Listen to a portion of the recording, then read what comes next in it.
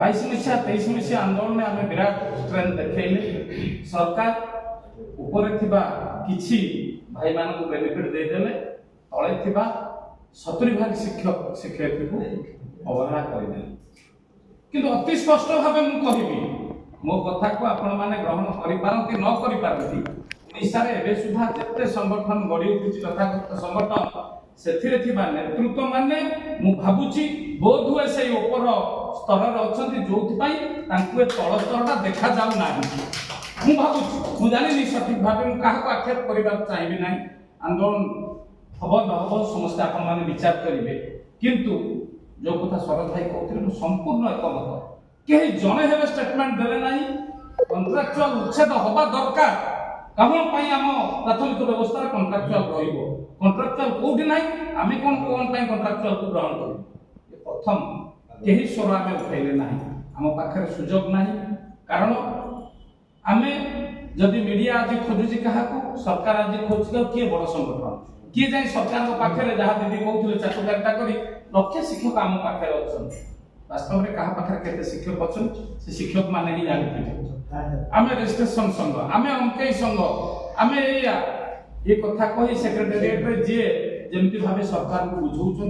सरकार कौन बुझुछन सब जगन्नाथ जानिथिले किंतु वर्तमान समय रे आमे केही से विषय पदे में पार्टी खोलले नाही तामाने सरकार बुझिनले 5000 टंका संतुष्ट होला आमे जेतोळे जाइथिलु पूरा भलो हम मोर मन अछि सुशांत भाई थिले आम संगे गने भाई सुनील सर थिले आमे जो डिस्कशन में जाइथिलु आमे जेतोळे कॉन्ट्रैक्चुअल कथा उठैथिलु सुशांत भाई भलो हम जानिथिबे मैडम सेतबळे कहिले जे आमे तांको सहित आलोचना करि सारि तांको संग आस्तिला सुनील सर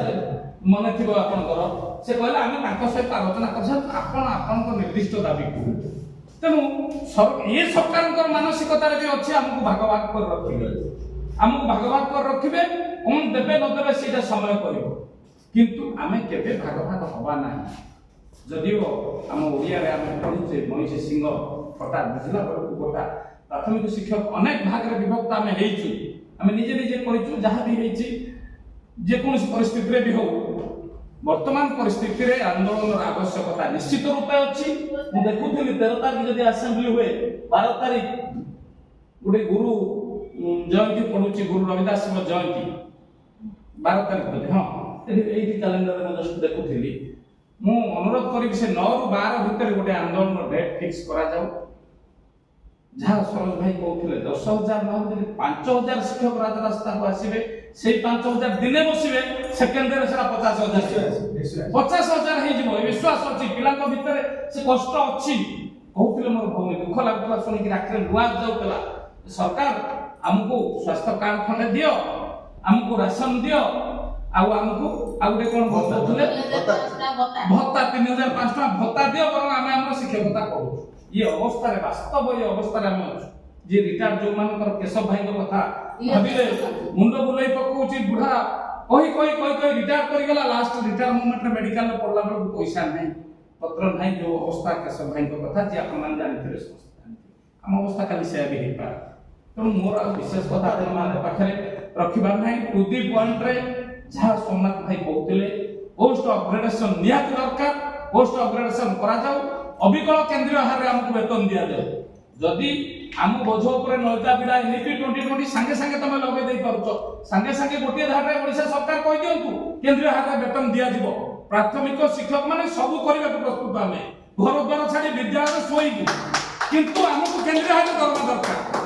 केंद्रीय हार रे दरमा दबो नाही किंतु केंद्र जहा कहबा हम मुंड रे लदी चलिबो ये अन्याय को भी आमे बर्दाश्त करिबु नाही करिबे नाही युवा वर्ग शिक्षक माने मु आह्वान देबे आपण मानको जरिया रे कॉन्ट्रैक्चुअल प्रथा प्रथम उच्छेद करा जाऊ कॉन्ट्रैक्चुअल उच्छेद करा जाई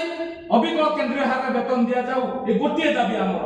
अविकल केंद्रीय हार रे वेतन दिया जाऊ पोस्ट अपग्रेडेशन करी कॉन्ट्रैक्चुअल उच्छेद करा जाऊ ए गोटिए दाबी नै हमें राजरास्ता को आसीबा आदौ भय करंतु नाही मो नेतृत्व भाई माने जे जे आसी शामिल होबा कथा निश्चय रूपे शामिल हेबे आ जे न आसी पछु टेका पकाया कथा से माने जुगे जुगे अछंती पछु टेका पकेइबे जी आम घर को टाणिबा कथा कंकड़ा भटी से टाणिबे किंतु जो माने वीर ताको भ्रुक्षेप न करी आगु को आमे मारी जिबा दरकार मारिबा पई आजिर ए बैठक पुनी 2-4 दिन भीतर आ गोटे बैठक करा जाऊ तुरंत आर प्रस्तुति पर्व करा जाऊ आ जहा समस्त मन अच्छे सारा ओडिशा चाहि रही परमिशन का नार आसीबो मु से दिन वर्चुअल मीटिंग रे कहउथिले आज भी कहउछि परमिशन गोटे नुह परमिशन 3-4टा मगा जाऊ गोटे जदि कि हमकु बिट्रे करूछि आ गोटे परमिशन आमे सेठी बसी रहिबा 17 मसिया आंदोलन मु आखिरे देखिछि परमिशन थवा भाई जतल उड्र कर पळै गले संध्या बेले सुशांत भाई उत्तम भाई एमती हमर केते जन भाई आमे से राज रास्ता रे बसिछु अनेक शिक्षक हा उतास रे बसतांती परमिशन उड्र